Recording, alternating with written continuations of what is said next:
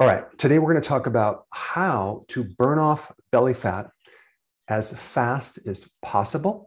And this video is for beginners. And I'm going to show you the basics of how to do it, but there's some very important details that you need to know. There's actually 5 vital and practical tips that you don't really find in books.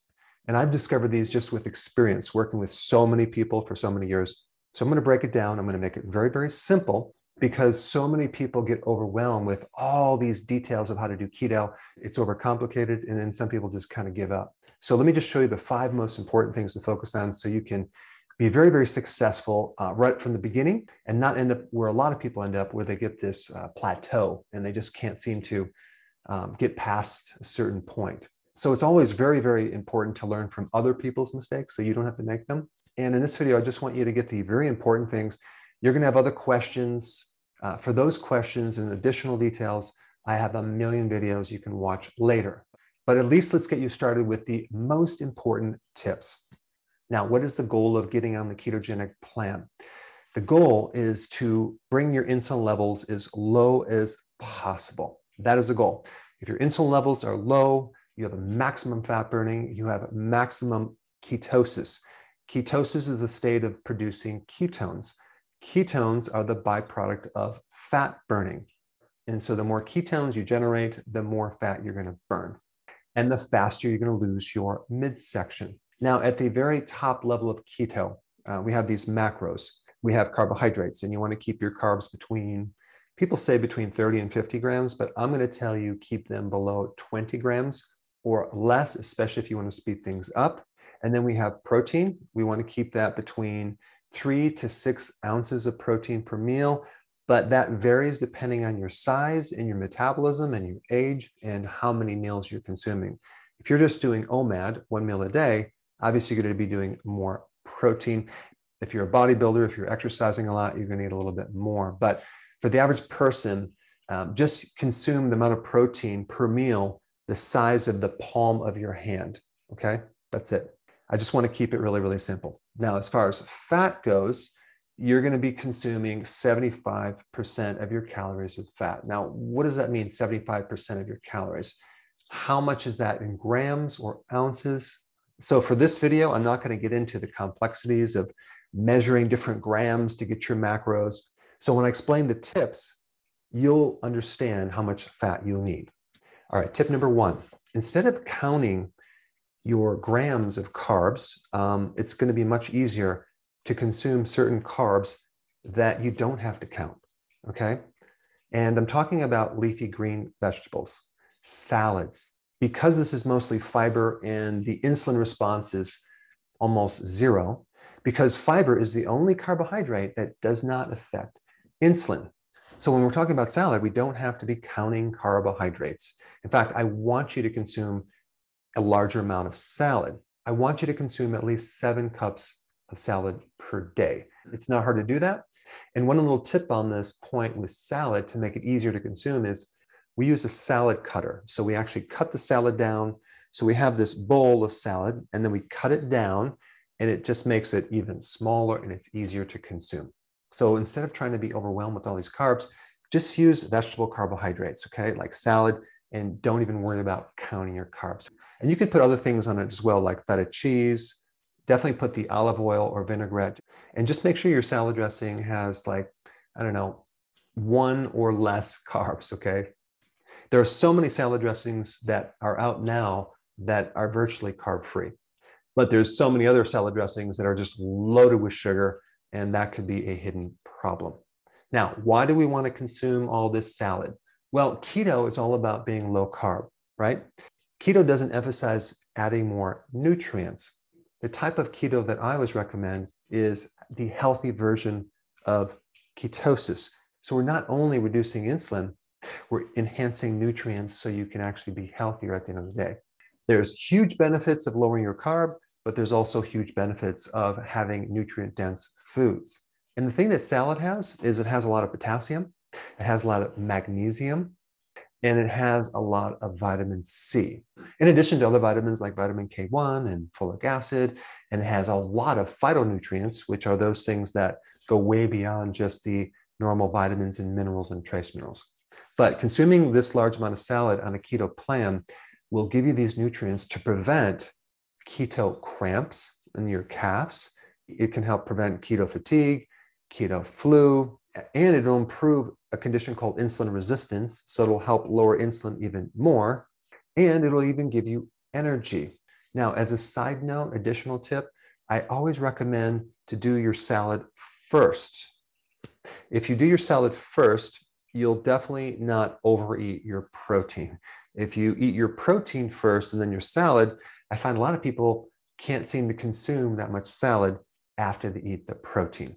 Now, if you're having a hard time with doing that much salad, do what you can, and you can also enhance things with a good electrolyte powder. Now, I'm not biased of my own electrolyte powder, but I will say that it is the highest quality electrolyte on the market. So the tip number one is consume the salad at the beginning part of your meal. All right, number two, protein. There's a couple practical things about protein you need to know. First of all, maybe you want to start with the protein the size of the palm of your hand. And if you're a bigger person or a younger person, have more. And if you're an older person with a slower metabolism, have a little bit less. If you have too much protein, then you're going to find that you're going to feel sluggish, and that can slow down your ketosis as well. Now, the same goes with not enough protein. You can feel too tired because your body needs a certain amount of protein. Now, the key with protein is don't do low-fat protein. Find a protein that has the most fat. Fat normally comes with protein. And so if you're going to do a hamburger, which I actually eat a lot of hamburger, get the fattiest hamburger. If you're going to do fish, don't get the leanest fish. Do the salmon or even sardines. Both of them are high in fat, and that's going to be much better than the lean protein. If you're going to do chicken, don't just do the skinless chicken breasts. Do the parts of the chicken that have the skin and the fat. Now, why is that? Because when you consume lean protein, you stimulate insulin a little bit more than if it was fattier protein. In fact, the thing that stimulates insulin at a very high level is whey protein, because there's hardly any fat in whey. And that's the type of protein that I would not recommend. But the point is, try to get protein that comes with more fat. Pork has a lot more fat than other types of meat. If you do steak, try to eat the fat that normally comes with the steak. All right, that's tip number two. Now, tip number three is about fat. Now, if you're new to keto and you're just starting out, it's very important to increase the amount of fat at each meal. So that could be consuming more nuts. I like pecans, but you can do other types of nuts as well. You can do macadamia nuts. You have olives, avocado. You have more olive oil on your salad. You have MCT oil. But the question is, if you're eating all this fat, is that going to slow down weight loss? And the answer is yes, because the initial goal of the ketogenic plan is not necessarily to jump right into weight loss. It is to do this. And this is very, very important. So if you've checked out, just check back in right now and really pay attention to this next thing I'm going to tell you. It is very, very important to also do intermittent fasting with healthy keto. Now, why? Well, if you were to check your ketones, your blood ketones, and the scale goes up from 0 all the way up to like 7, it can go a little bit higher, but roughly there's a scale, right? If you do just keto without intermittent fasting, chances are you're not going to get above 1, 2, maybe 3, okay? Your level of ketones. The higher, the more ketosis, the deeper fat burning you're going to be in, and the lower in the scale, the less you're going to be into ketosis. So if you wanted to get your numbers like 4, 5, maybe 6, you need to add intermittent fasting and potentially even exercise, but we're not going to talk about exercise right now. We just want to talk about intermittent fasting. So the combination of low carb and intermittent fasting together is really powerful if you want fast results getting rid of your belly fat. And to do that very easily, we don't want you to have an appetite. We don't want you to be hungry all the time. We don't want you to have cravings. So the first strategy or tip to do this is to add more fat to the meal so you can go longer without eating. So you can start your intermittent fasting pattern. So the first goal is not to eat breakfast, okay? To go as long as possible. And then have your first meal about 12 and your second meal at 6. And then over time, you'll squish these two meals closer and closer and closer. And for some people, you're just gonna like eliminate the lunch altogether and just do the dinner. So you're doing one meal a day, which is called OMAD. Now, when you eat this fat at the meal, you're gonna be very satisfied, okay? And within 2 to 3 days, you're not gonna be hungry at all. You're gonna lose your appetite. Why? Because you're able to fast longer and you're gonna be more into ketosis. So in other words, your body is gonna start burning your own fat, which is a new concept for a lot of people. But here is the next point. Don't eat if you're not hungry. So many people screw this up because they're doing this robotic. They're told this is how many meals that you need to have per day, and they're doing low carb, but they're not losing weight, and they're eating when they're not even hungry. Huge mistake. If you're not hungry, don't eat. Why would you want to screw up your fat burning? I mean, here you are, you finally lowered your carbs, your body is tapping into your fat, it's getting rid of the fat on your liver and your midsection, and your appetite is gone because you are eating when you're not eating, and then you eat a meal. And now you're going to be hungry a little bit later because every time you eat, you pop yourself out of ketosis regardless of what you eat, just because eating triggers insulin. And high insulin blocks the state of ketosis. This is why we do intermittent fasting, and this is why this rule is so important. So as soon as you start getting into this adaptation where you're burning your own fat and your hunger goes away, the next meal, you start cutting down your fat. This MCT oil, the extra nuts.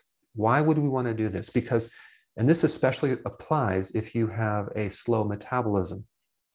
If the body has a choice between dietary fat and its own fat, it's going to go after and burn the dietary fat before your own fat. And what we're trying to do is to get you to burn off your own belly fat. And so you don't want to go crazy with too much fat while you're in the middle of this plan. In the very beginning part of ketosis, you want to increase fat. And at the very end of this cycle, when you reach your goal, that's when we also want to increase your fat, but not in the middle of this program where you're just in fat burning and you lost your appetite, you're not craving, everything's going great. You don't have to add a lot of fat. You just want to have the fat that normally comes with the protein. Now, you definitely don't want to go low fat, but just don't start adding all this additional fat unless you have a high metabolism. When you're doing intermittent fasting, when you're doing ketosis, it's very important to include all the nutrients that you need to prevent nutritional deficiencies, because you're no longer going to be doing 3 meals and snacks. And so if you're going to do 2 meals or 1 meal, it's a little more difficult to get your nutrients. And the fact that you're in ketosis means that you're going to be burning up different nutrients. The requirements of certain nutrients are going to be higher than they were before. So you're going to need more B vitamins, more electrolytes. One of the good sources of the B vitamins is nutritional yeast. And I'm not telling you you need to consume my nutritional yeast. You can do any type of nutritional yeast. Just make sure it's not fortified with synthetic vitamins. But the B vitamins are very, very important. Electrolytes are very important. And sea salt is very, very important. If you're not consuming extra sea salt, what's going to happen is you're going to feel weak. Make mental note of that and start adding more sea salt to your diet. Now, if you're consuming a large salad at that meal, the need for electrolytes will not be as great because you're going to be getting potassium and magnesium and other minerals as well. All right, number 5, we want to make this a lifestyle change. We want this to be enjoyable. The fact that your cognitive function is going to improve, your energy is going to improve, your mood is going to improve, and your belly is going to shrink is all going to make you happier. You're going to feel better. But a lot of people miss all these kind of pleasure foods. And so there's a couple things that I include after a meal that you might want to also include. And one is a low carb chocolate. You can do Lily's chocolate. There's a lot of other chocolate products that you can consume that have low carb. But I tend to do a little chocolate after my first meal. not a whole bar. I might have a half a bar, and it's actually quite pleasurable. The other thing you can do, not every meal, but maybe a few times a week, is to make some really cool keto desserts and have one of those at the end of the meal. It's very, very pleasurable, very enjoyable, and I will put a link down below of those recipes. And that way you can look forward to having some healthy version of a dessert. So at this point, if you do these basic things, these 5 things, you're going to notice some considerable results, but you're going to still have questions. And I have a lot of videos on the questions that you have, but I don't want you to get overwhelmed with all these details and lost in the woods. I want you to keep it really, really simple and just jump in without having to learn an entire book of details. In fact, I just recommend that you start right now while it's fresh in your mind. And so if questions come up, just do a search. I have a video for every single question you have. But there's 2 more things I want to mention. If something is working, don't change anything. So many people go along and they're getting great results, and then they change something. Why did you change something? It was working. Just keep going. But on the flip side, if something's not working, then you need to change something. And for that information, I have a lot of videos on plateau, and I'll put some links down below. You can save those and then watch them when you need them. And the last point, and probably the most important point, is this concept of you don't lose weight to get healthy. You have to get healthy to lose weight. It's get healthy first, then the weight loss comes. And that's what we're trying to focus on, the healthy version of ketosis. So to get healthy and keep this really, really simple, I created a very short playlist of step 1, 2, and 3 that I want you to watch right now. Check it out, get started immediately, and send me your success story.